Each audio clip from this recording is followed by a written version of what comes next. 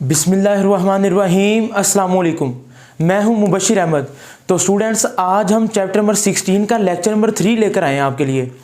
इसमें आज हम पढ़ेंगे फेज़ के बारे में। व्हाट इज़ फेज़, एंगल क्या होता है, फेज़ लैग और फेज़ लीड, और इनकी वेक्टर रिप्रेजेंटेशन को पढ़ेंगे। और आज मैं आपको बेसिक कॉन्सेप्ट भी बताऊंगा। हालांकि वोल्टेज और करंट ये दोनों ही स्केलर क्वांटिटीज़ हैं, तो फिर इनकी वेक्टर रिप्रेजेंटेशन से क्या मुराद है।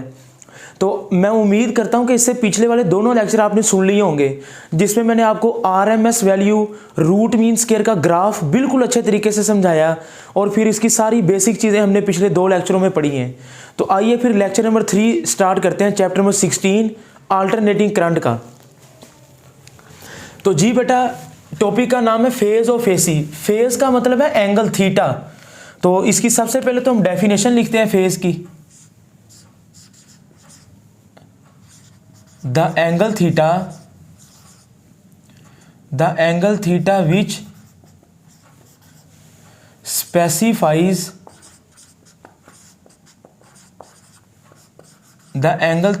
specifies the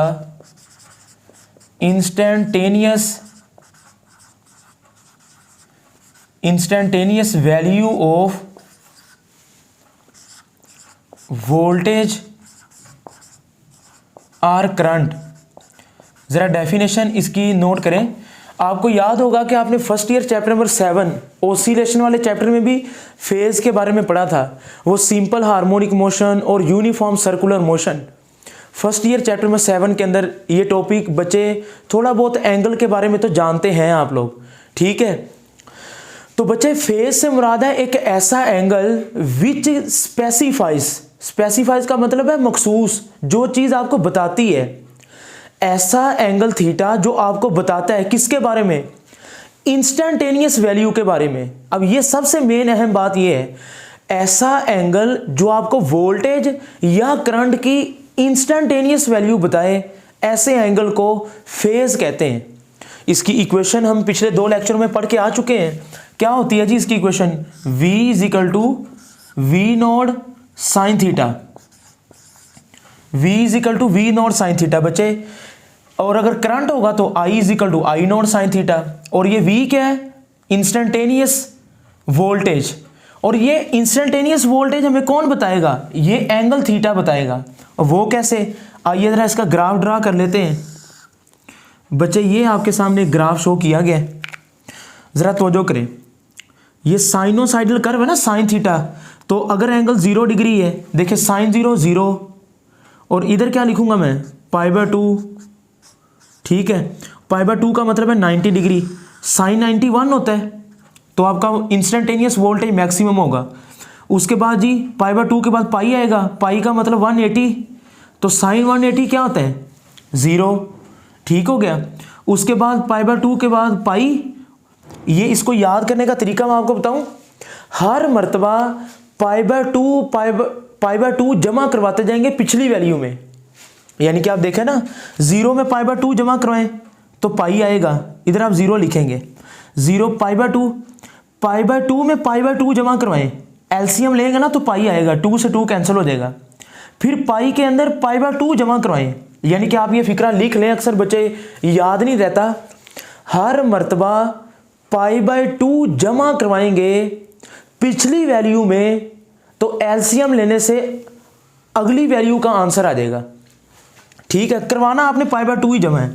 तो देखें जी जरा इधर मैं ऊपर लिख देता हूँ पाई में फिर π/2 जमा करवाएंगे, तो ये बच्चे आ जाएगा 3π/2।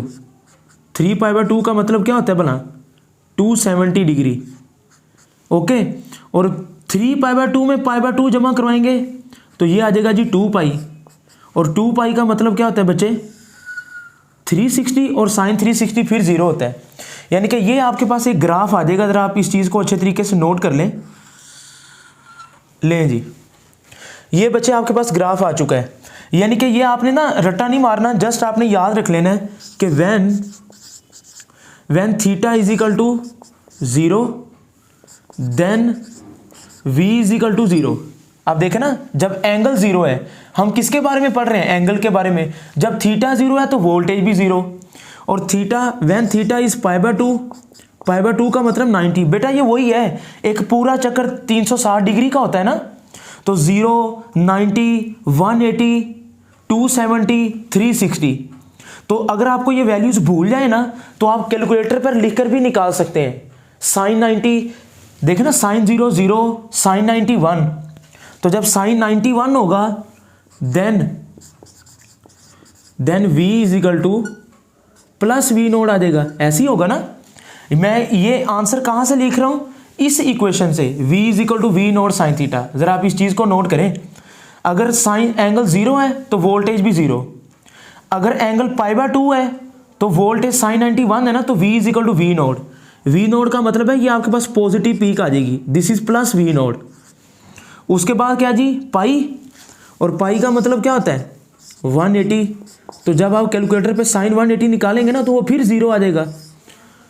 तो फिर साइन 0 भी 0 होता है और साइन 180 भी 0 है। बच्चे मुश्किल नहीं है, ये देखें, साइन 0 पे भी 0 है, 180 भी 0 है, 360 भी 0 है। 3 जगह पे साइन की वैल्यू 0 है, एक पे पॉजिटिव 1 है, एक पे नेगेटिव 1 है। बस मुश्किल तो नहीं है। पाई के बाद फिर क्या आएगा 3π/2। उसके बाद फिर 3π/2 में क्या आ जाएगा, v is equal to minus V naught. Minus V naught कैसे, इसमें पुट करवाए ना आप, साइन की वैल्यू 3π/2, 3π/2 का मतलब 270, और साइन 270 -1 आता है तो माइनस बाहर आ जाएगा, तो v is equal to minus V naught. Minus V naught का मतलब है ये चीज, माइनस वी नोड। बेशक ये वोल्टेज स्केलर ही है, करंट भी स्केलर है, ये प्लस और माइनस सिर्फ डायरेक्शन शो कर रहा है। और आखिर में क्या आएगा, थीटा इज इक्वल टू 2π। 2π का मतलब 360, इसमें पुट करवाएं, साइन 360 0 से ज़रब देंगे तो फिर आपके पास क्या आ जाएगा जी, वोल्टेज 0 आ जाएंगे। आपने देखा 1 2 3 जगह पे 0 है, एक पे पॉजिटिव 1 है, एक पे नेगेटिव 1 है। तो ये है आपके पास एक छोटा सा शॉर्ट क्वेश्चन। बच्चे अगर आपके पास पेपर में शॉर्ट क्वेश्चन आता है, what is phase of AC, आप डेफिनेशन लिखेंगे, ग्राफ बनाएंगे और प्लस ये लिख देंगे। इसको याद करने का तरीका मैंने अब आपको बता दिया है। आइए अब आगे चलते हैं जी, व्हाट इज फेज लैग और फेज लीड। बच्चे मैं एक एग्जांपल देकर आपको समझाऊंगा, आपको बहुत अच्छी इंशाल्लाह समझ आएगी। फेज का मतलब तो हो गया एंगल, लैग का मतलब क्या होता है जी बच्चे, लैग का मतलब है पीछे, बिहाइंड जिसको हम कहते हैं ना, लैग का मतलब पीछे और लीड का मतलब आगे। अच्छा जी, फिजिक्स के अंदर ना एंगल की, फेज की एब्सोल्यूट वैल्यू से ज्यादा इंपॉर्टेंट ये है कि फेज डिफरेंस क्या है। It is more important to find the phase difference rather to find the absolute value. Absolute कहते हैं किसी एक पॉइंट पे, कहता है किसी एक पॉइंट पे एंगल निकालने से बेहतर है कि आप फेज का डिफरेंस बताएं, और डिफरेंस सारी बात दो चीज़ों के दरमियान ही होगा। अब ये फेज लैग और फेज लीड क्या है बच्चे, तवज्जो करें। इसमें जो सबसे अहम बात है ना, वो तो इसके ग्राफ को समझना है। और ग्राफ समझने के लिए मैं आपको एक सिंपल मेथड बताऊंगा, आपने वो अपनी बुक की साइड पे नोट कर लेना है। ग्राफ आपको इंशाल्लाह आसानी से समझ आ जाएगा। फिर आप कहेंगे सर वो पैराग्राफ की थ्योरी कहाँ से याद करेंगे, थ्योरी तो बहुत आसान है, मैं आपको पढ़ा दूंगा। वो थ्योरी कुछ नहीं है, सिर्फ उसमें 2 MCQs हैं, वो मैं आपको लिखवा दूंगा। और थ्योरी जब मैं आपको टॉपिक पढ़ाऊंगा तो आपको खुद ही समझ आ जानी है, परेशान नहीं होना। आइए फिर, फेज लैग, एंगल पीछे, जाहिर बात 2 चीज़ें होंगी। तो इसको समझने के लिए ना मैं एक एग्जाम्पल आपको देता हूँ ताकि आपको वो चीज़ समझ आए। ज़रा तवज्जो करें। ये मेरे पास एक सर्कल है, ठीक हो गया। ये मैं एग्जाम्पल दे रहा हूँ ताकि आपको चीज़ की ना समझ आ जाए, ठीक हो गया। ये मेरे पास एक सर्कल है, बच्चे ज़रा तवज्जो करें। इस सर्कल के मैं कर देता हूँ 4 हिस्से, 4 पोर्शन, ठीक हो गया। 0 डिग्री ऐसी है ना, 0 के बाद क्या आता है जी π/2, π/2 में फिर π/2 जमा करवाएं, पाई में फिर π/2 जमा करवाएं, 3π/2, 3π/2 में फिर π/2 जमा करवाएं, तो ये आ जाएगा 2π। आपने देखा जहां से शुरू किया वहीं पे आके खत्म हो गया। ये वही है, एक पूरा चक्कर कितने डिग्री का होता है, 360 डिग्री का, कोई मुश्किल नहीं है। ये वही 0 डिग्री, 0, 90, 180, 270, 360। ओके हो गया। अच्छा ये मैं आपको समझा रहा हूं। अच्छा जी हुआ पता क्या है, फेज लैग है। लैग का मतलब क्या है, पीछे। अब पीछे से क्या मुराद है बच्चे, दो लोग हैं, एक हम कह लेते हैं एक का नाम अली है, एक का नाम अली है, मैं इधर लिख लेता हूं। दो लड़के हैं जिनके दरमियान में रेस लग गई है। अब आपने ना ये एग्जाम्पल आपने गौर से समझनी है। एक का नाम अली है, एक का नाम अहमद है, और अहमद इस पॉइंट पे है, इस जगह पे अहमद खड़ा हुआ है। अच्छा रेस यहां से शुरू होनी है ना, आपने देखा होगा।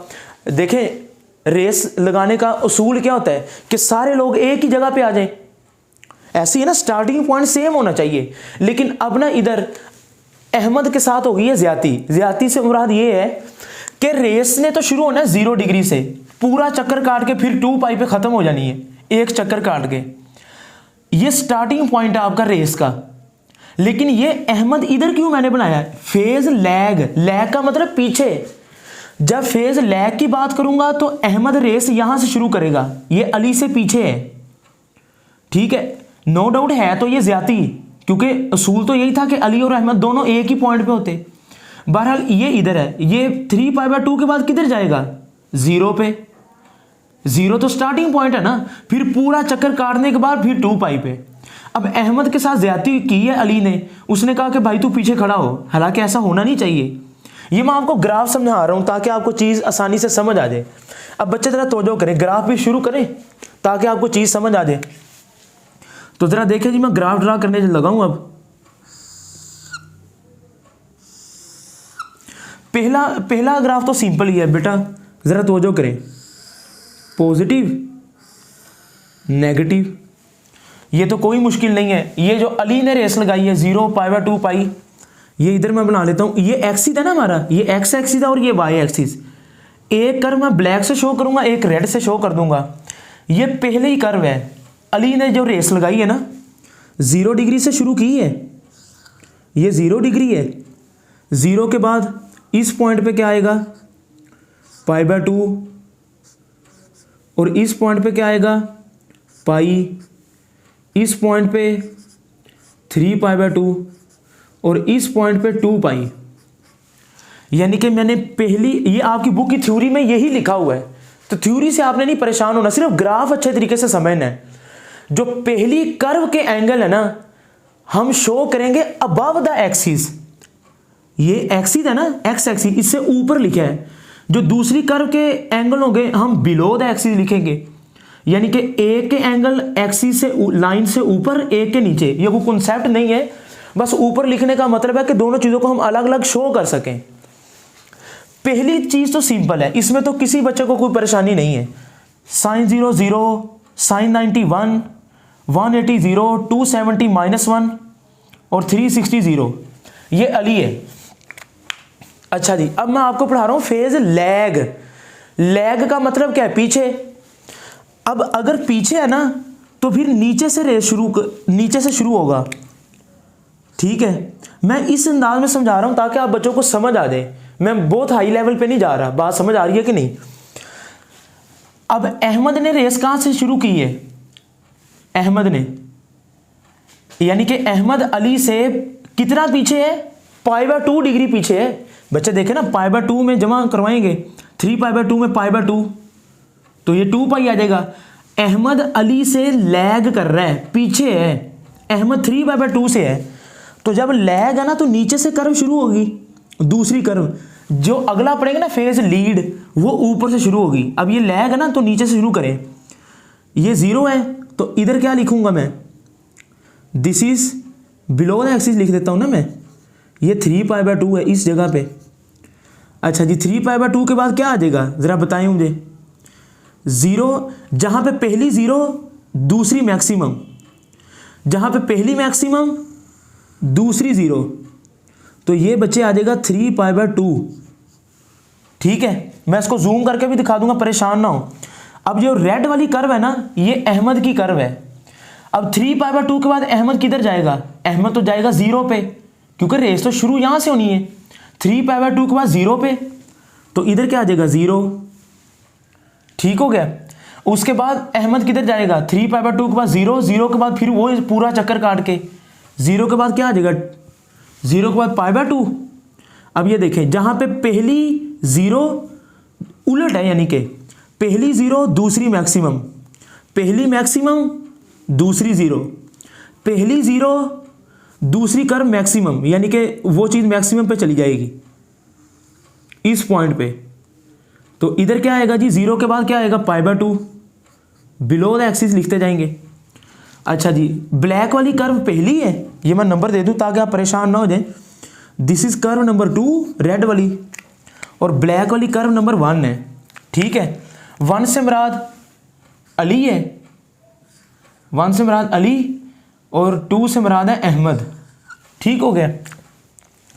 अच्छा जी, अब अहमद किधर गया, 3π/2 से पीछे से उसने रेस शुरू की, पहले वो स्टार्टिंग पॉइंट पे 0 के बाद π/2, π/2 के बाद फिर क्या आएगा, ये देखें ये मैक्सिमम है ना, तो फिर इधर 0 पे आ जाएगा इस पॉइंट पे, π/2 के बाद आएगा पाई, ऐसी है ना। फिर पाई के बाद क्या आ जाएगा, 3π/2, इधर लिख देता हूं मैं 3π/2, और 3π/2 के बाद फिर 2π पे, तो ये एक चक्कर पूरा होगा।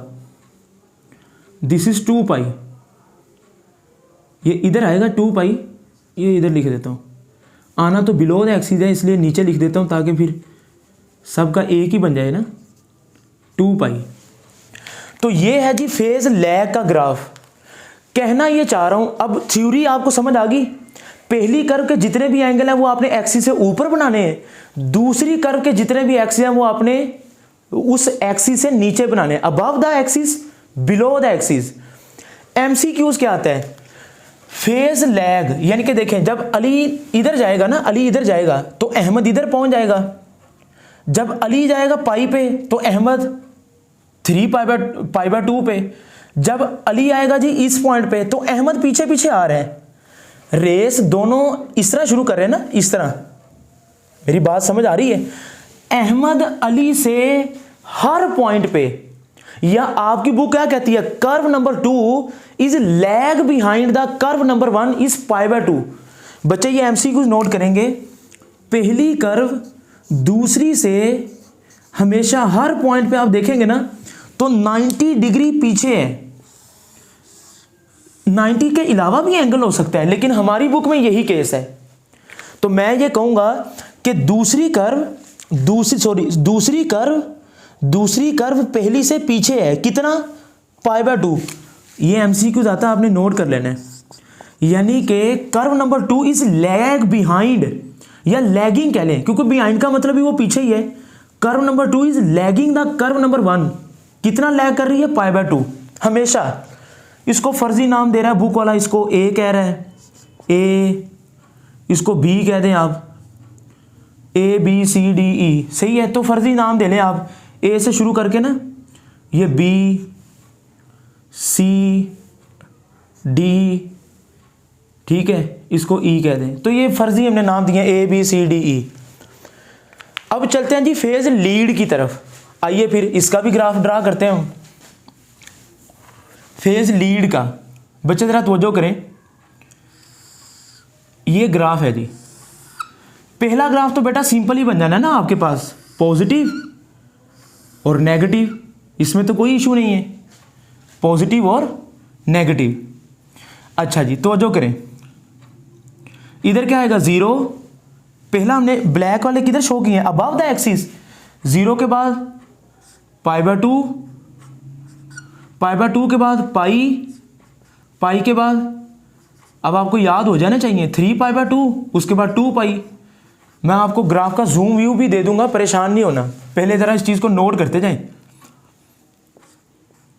अच्छा जी, अब देखिए पहली कर्व तो बन गई, इसको मैं कर्व नंबर 1 का नाम दे देता हूं। कर्व नंबर 1 से मुराद क्या है, अली। अब ये फेज लीड है, जिस तरह लीडर से लफ्ज निकला ना, लीड आगे।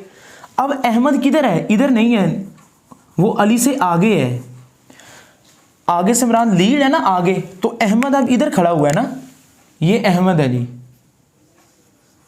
यानी कि कर्व नंबर 2 ये है।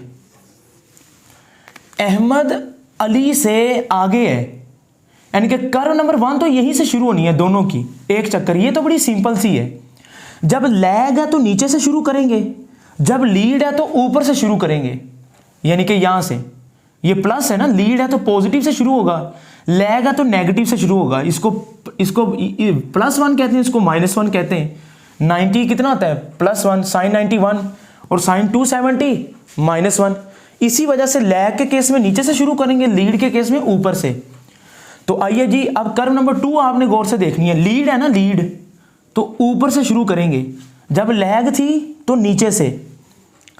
अच्छा जी, फेज लीड है। ये अहमद ने रेस शुरू कर दी जी। करनी तो अहमद को यहां से चाहिए थी, लेकिन अहमद अली से पहले अहमद के साथ ज्यादती हो गई थी। अब अहमद ने चालाकी का खेल के आगे चला गया। जब अहमद π/2 से रेस शुरू करेगा तो इधर मैं क्या लिखूंगा, इस पॉइंट पे बिलो द एक्सिस लिखेंगे ना, π/2। हाँ जी, अहमद π/2 के बाद किधर जाएगा, पाई पे। तो जहां पे पहली कर्व मैक्सिमम होगी, ये दूसरी कर्व आके 0 हो जाएगी। ठीक है, बस इसको आपने याद रख लेना। जब एक चीज मैक्सिमम होगी दूसरी मिनिमम हो जाएगी, उलट है। अच्छा, π/2 के बाद अहमद किधर आया, पाई पे। तो ये π/2 और ये क्या है, पाई। अच्छा जी, फिर अहमद किधर जाएगा, पाई के बाद 3π/2 किधर जाएगा जी, 3π/2 पे। अब ये 0 है ना, ये मैक्सिमम हो जाएगा। This is 3π/2। 3π/2 के बाद 0 पे नहीं बल्कि 2π पे, क्योंकि अब अहमद ने एक चक्कर तो पूरा कर लिया है, वो स्टार्ट पॉइंट से निकल के ही आगे गया था। तो π/2 के बाद पाई, 3π/2 फिर 2π। तो जहां पे पहली मैक्सिमम बेशक नेगेटिव मैक्सिमम है तो दूसरी 0 हो जाएगी। ठीक है, तो उसके बाद फिर आगे 3π/2 के बाद इधर क्या आ जाएगा, 2π, और ये अप टू सो ऑन। 2π में π/2 जमा करवाएंगे तो ये 5π/2 आ जाएगा। तो लें जी, तो इधर भी ये आ गया जी फेज लीड का ग्राफ। बेशक फेज लैग है, बेशक फेज लीड है। Curve number 2 is lead the curve 1। कितना लीड कर रही है, π/2, या π/2 का मतलब 90 डिग्री। तो ये एमसीक्यूज आता है। तो मैं उम्मीद करता हूं अगर आपको कोई पॉइंट समझ नहीं आया तो आप वीडियो को ना बैक पर जाकर दोबारा समझ लें। आई होप कि ये सर्कल वाली जो एग्जांपल है ना, अली और अहमद वाली, इससे आपको ग्राफ समझने में हेल्प मिली होगी। तो इसका मैं जूम व्यू भी देता हूं जी, आप जरा तवज्जो करें, फिर हम वेक्टर रिप्रेजेंटेशन पढ़ते हैं।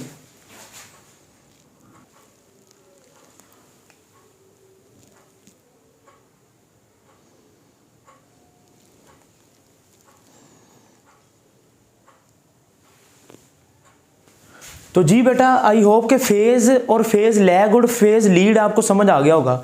अब चलते हैं जी vector representation of alternating quantity. Alternating quantity से मेरा वोल्टेज भी आ जाएगा और करंट भी।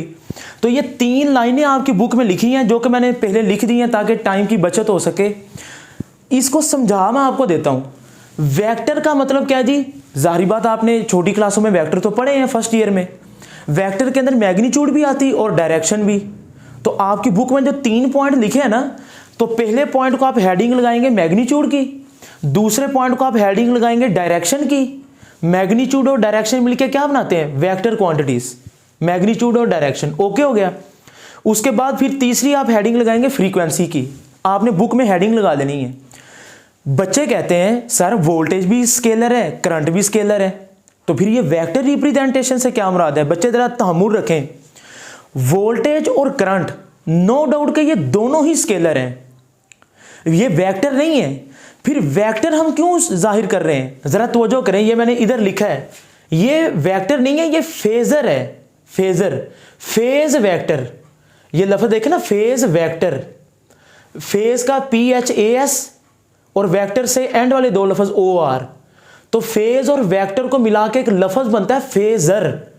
The rotating line is called phasor. ये जिस तरह हम चैप्टर नंबर 5 में नहीं पढ़ते थे एंगुलर वेलोसिटी, एंगुलर एक्सेलरेशन, कि वो भी वेक्टर थे। बात समझ आ रही, वो एक्सियल वेक्टर कहलाते हैं। तो बिल्कुल इसी तरह वोल्टेज और करंट भी एक एक्सियल वेक्टर है। रियलिटी में ये वेक्टर नहीं है। बात समझ आ रही कि नहीं, no doubt this is a scalar. अच्छा जी, आगे चलते हैं। और ये आप लोग याद रखिएगा, वेक्टर की जो डायरेक्शन होगी ना, हम उसको घुमाएंगे। किस तरह घुमाएंगे? Counter clockwise. बच्चे काउंटर क्लॉकवाइज का मतलब क्या होता है? Anti clockwise. अच्छा, एंटी क्लॉकवाइज क्यों घुमाना है भाई? ये रूल आपको याद होगा, फर्स्ट ईयर चैप्टर नंबर 2 के अंदर हमने पढ़ा था। एंटी क्लॉकवाइज को आप पॉजिटिव लेते हैं और क्लॉकवाइज को नेगेटिव। यही वजह कि हम रोटेशन एंटी क्लॉकवाइज ही लेंगे। एंटी क्लॉकवाइज को ही काउंटर क्लॉकवाइज कहते हैं। बच्चे जरा तवज्जो करें, इसमें पेपर में क्वेश्चन क्या आएगा? आपने पहले तो ये 3 लाइनें जुबानी याद कर लेनी है। अच्छा जी, ये आपको कोई भी ग्राफ दे दिया जाएगा, ठीक है। ये आपके पास वोल्टेज का ग्राफ है, मैं मिसाल ले रहा हूँ। ये ब्लैक वाला जो कर्व है ना, ये वोल्टेज की है। और करंट आप कह लें कि फेज लैग है या लीड है? करंट लीड है, सॉरी करंट लैग कर रहा है। मैं बुक वाला ग्राफ आपके सामने बना रहा हूँ। मैक्सिमम ज़ीरो और ये रेड वाली कर्व करंट की है, ब्लैक वाली कर्व वोल्टेज की है। तो आपको कहा जाएगा कि ये ग्राफ को देखते हुए ना, वोल्टेज और करंट का फेजर डायग्राम ड्रा करें। वेक्टर रिप्रेजेंटेशन या फेजर एक ही बात है, ठीक है। फेजर डायग्राम ड्रा करें। बच्चे जरा पहली लाइन पढ़ें। Its length on a certain scale represent the peak और आरएमएस वैल्यू ऑफ वोल्टेज और करंट। इसका मतलब देखना, वेक्टर के अंदर पहली क्या है? मैग्नीट्यूड। वोल्टेज और करंट, वोल्टेज की मैग्नीट्यूड उतनी ही होगी जितनी इस ग्राफ के अंदर इसकी पीक वैल्यू है। यानी कि देखें, मिसाल ले लेता हूं। अगर ये वोल्टेज है 200 वोल्ट, ये 200 वोल्ट है ना, तो आप बच्चे कहते हैं सर 200 वोल्ट की लाइन कैसे ड्रा होगी? बच्चे आप सपोज करें कि suppose 100 volt is equal to 1 centimetre. ये हम एक स्केल ले लेते हैं, जिसको आप सपोज कर लेना। अगर 100 वोल्ट 1 सेंटीमीटर के इक्वल है, तो फिर 200 वोल्ट किसके इक्वल हो जाएगा? 2 सेंटीमीटर के। तो पहला पॉइंट ये कहता है कि जितनी वोल्टेज की पीक वैल्यू होगी ना, बात समझ आ रही है? तो आप कोई भी स्केल ड्रा कर लें, उस वेक्टर की मैग्नीट्यूड भी उतनी ही होगी। यानी कि मैं 2 सेंटीमीटर का वेक्टर ड्रा करूंगा, ये स्केल आप कोई सा भी सपोज कर सकते हैं। जितनी वोल्टेज या करंट की पीक वैल्यू होगी, उस वेक्टर की मैग्नीट्यूड भी उतनी ही होगी। ओके, मैग्नीट्यूड के बाद क्या आ गई? डायरेक्शन कहां लेनी है? Point number 2, it is in the horizontal position. Horizontal से मुराद एक्स एक्सिस। कहता है कि आपने एक्स एक्सिस पे वही वेक्टर लेना है। कौन सा? At any instant when alternating quantity is 0। तो जो कीजिएगा, वोल्टेज या करंट जो शुरू में 0 हो एंड इंक्रीजिंग पॉजिटिवली, वो बेशक वोल्टेज है या करंट है। कहता आप ग्राफ देखेंगे, ये देखें हमारे ग्राफ के अंदर वोल्टेज 0 है और वो इंक्रीज कर रहा है पॉजिटिवली। बेशक वोल्टेज या करंट, जो चीज शुरू में 0 हो और इंक्रीज करे पॉजिटिवली, शुरू में 0 और इंक्रीज करे पॉजिटिवली। इसको अच्छे तरीके से समझ लें, आगे लॉन्ग में यूज होना है। शुरू में 0 हो और इंक्रीज करे पॉजिटिवली, उसको आपने कहां पे लेना है? एक्स एक्सिस में, हॉरिजॉन्टल एक्सिस में। भला कैसे? अब इधर शुरू में 0 क्या है? वोल्टेज 0 है और वो इंक्रीज कर रहा है पॉजिटिवली, तो वोल्टेज को लेंगे हम एक्स एक्सिस में। तो जब टाइम 0 है ना, तो ये आ गया जी वोल्टेज। और ये लाइन कितनी लंबी होगी? 2 सेंटीमीटर। शायद बड़ी आपको लग रही हो, छोटी कर लेता हूं थोड़ी सी, लेकिन मैं फर्जी लाइन लगाई है ना मैंने। तो इस वेक्टर की लेंथ उतनी होगी जितनी इसकी पीक वैल्यू है, ठीक है। और आपने एक्स एक्सिस पे कौन सा वेक्टर लेना है? जिसकी वैल्यू 0 हो और वो इंक्रीज करे पॉजिटिवली। देखना इधर करंट की वैल्यू तो 0 नहीं है, करंट तो नेगेटिव मैक्सिमम से शुरू हो रहा है। अच्छा, अब करंट लैग है या लीड है? करंट लैग है, तो करंट की जो लाइन है ना, वो नीचे से शुरू होगी। यानी कि लैग है तो वेक्टर नीचे आएगा, लीड है तो वेक्टर ऊपर आएगा। तो ये करंट की लाइन आ गई। मैंने कहा था ना, करंट वोल्टेज से 90 डिग्री पीछे है। ये ग्राफ आएगा जब टाइम होगा 0। अब इसको आपने रोटेट करवाना है। किस तरह? Anti clockwise. एंटी क्लॉकवाइज ही क्यों? क्योंकि एंटी क्लॉकवाइज को आप पॉजिटिव लेते हैं, क्लॉकवाइज को नेगेटिव। इसको एंटी क्लॉकवाइज रोटेट करवाएं। आपकी बुक में डायग्राम छोटी सी गलत है, आपने ठीक कर लेनी है। ये ग्राफ इसी तरह आना है। ये ग्राफ कब इस तरह आएगा? जब टाइम 0 होगा। अब इसको एंटी क्लॉकवाइज रोटेट करवाएं जी। अच्छा जी ठीक है सर, एंटी क्लॉकवाइज रोटेट करवा देते हैं। रोटेट करवाने की स्पीड कितनी होनी चाहिए? Point number 3, angular frequency of rotating vector. In vector को रोटेट करने की रफ्तार उतनी ही होगी जितनी एंगुलर फ्रीक्वेंसी है अल्टरनेटिंग करंट की या अल्टरनेटिंग वोल्टेज। बुक वाला कहता है कि जितनी तेजी से वोल्टेज चेंज होगा ना, उतनी तेजी से ही इनको आप रोटेट करवाएंगे। यानी कि इनके वोल्टेज और करंट के एंटी क्लॉकवाइज घूमने की जो रफ्तार है वो डिपेंड करती है कि आपका वोल्टेज कितनी तेजी से चेंज हो रहा है। अगर वोल्टेज तेजी से चेंज हो रहा है तो ये भी एंटी क्लॉकवाइज तेजी से घूमेगी। तो जब टाइम होगा जी, अब देखें जरा, इसको मैं समझाता हूं। अब इसको एंटी क्लॉकवाइज घुमाना है ना। ये ब्लैक वाला पॉइंटर समझ ले वोल्टेज का है और रेड वाला किसका है? करंट का। एंटी क्लॉकवाइज घुमाएं, ये आ गया करंट, इधर आ जाएगा, वोल्टेज ऊपर चला जाएगा। तो करंट इधर, वोल्टेज ऊपर। ये वोल्टेज है और ये करंट है। इसको हम रेड से ही शो करते हैं ताकि आपको समझ आती रहे। तो आप ये समझ आए? ये वाला ग्राफ कब आएगा? अब 0 में T/4 यानी कि टाइम पीरियड का चौथाई हिस्सा। अच्छा जी दोबारा देख लें अगर आपको समझ नहीं आई। एंटी क्लॉकवाइज रोटेट करवाना है। ये ब्लैक वाला पॉइंटर वोल्टेज का है, रेड वाला करंट का है। एंटी क्लॉकवाइज ये करंट आ गया और ये वोल्टेज। इसको फिर घुमा दें, ऐसे है ना, ऐसे करंट ऊपर को, वोल्टेज इधर को। तो ये करंट आ जाएगा।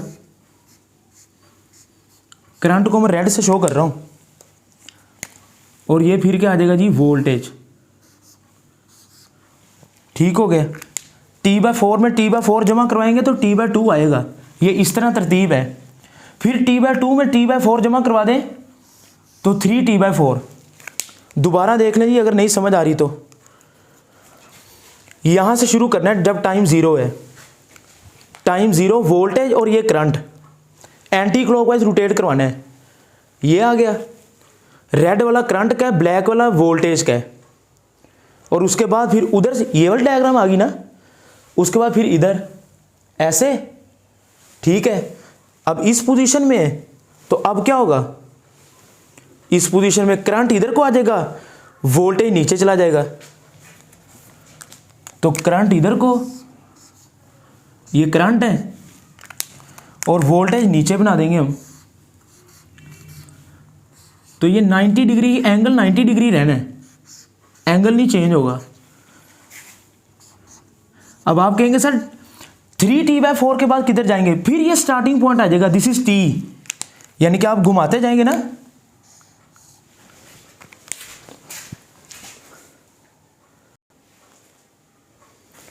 तो जी बेटा लाइट चली गई थी, बहरहाल अब आ चुकी है। तो जो करें, अब आपको समझ लग गई ना कि आपने कैसे घुमाना है एंटी क्लॉकवाइज। ठीक है, तो ये वोल्टेज है और ये करंट है। 0 ये देख लें आप दोबारा। और इनके घूमने की रफ्तार क्या होनी चाहिए? जितनी तेजी से वोल्टेज या करंट घूम रहा है, जितनी तेजी से वोल्टेज चेंज होगा उसके घूमने की इसको घुमाना कैसे? Anti clockwise.